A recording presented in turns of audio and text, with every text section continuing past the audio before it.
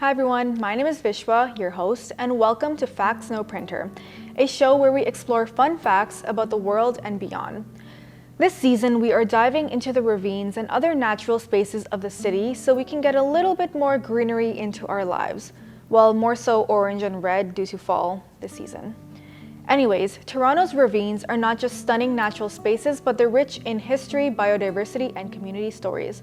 So let's go outside and take a stroll through the Humber River Ravine, one of the 3 major ravine systems in Toronto. To start, let's talk about the Indigenous history of the Humber River. There is archaeological evidence of human life along the river up to 12,000 years. This land has been significant for Indigenous peoples, including the Huron-Wendat, the Haudenosaunee, and the Anishinaabe. The river and its surrounding areas provided essential resources for food, transportation, and community gatherings.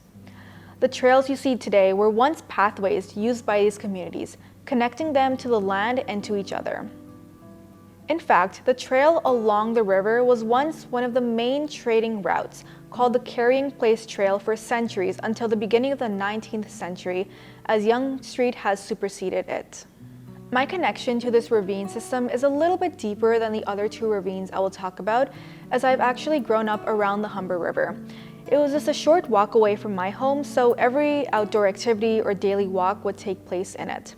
We even had school picnic field trips too. Some of my personal favorite memories were doing runs along the trail, playing soccer in some of the public fields, and watching the ducks and geese. More so watching the ducks and being chased by the geese. Tobogganing down the hills in the wintertime was also a big memory for me. The entirety of the Humber River Trail, or at least the part within the borders of Toronto, biked in the summer, as sort of a workout exercise thing. It was beautiful to witness the various people, activities, and wildlife around the entire trail and how it was just buzzing with life. Almost quite literally, especially in the summer with the bees.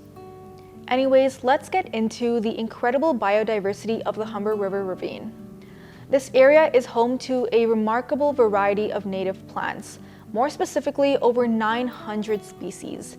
I'll cover some of the more well-known and commonly seen ones, such as the sugar maple. It's not only beautiful, but it also produces delicious sap used for maple syrup. You'll also find red oaks and white pines, which provide habitat and food for many creatures. In the spring, the ravine bursts with color as wildflowers like trilliums bloom. Did you know that the trillium is actually Ontario's provincial flower? These blooms are not just pretty, but they also support pollinators like bees and butterflies. If you visit in May, the sight of these flowers carpeting the floor of various areas of the ravine is truly breathtaking. Other notable plants include the wild ginger, which has heart-shaped leaves and grows in shaded areas. This plant has historical significance as it was used in traditional medicine. The Canada goldenrod is another interesting native plant that you'll find here. It's often seen in late summer and is vital for pollinators. Its bright yellow flowers attract butterflies and bees. The Humber River Ravine is teeming with wildlife in particular. There are over 140 species of breeding birds which migrate through this river. Over 30 mammals, 60 fish, 10 reptile, and 14 amphibian species are also present. Absolutely incredible. You might spot white-tailed deer, especially in the early morning or evening, and they are actually a part of the local ecosystem.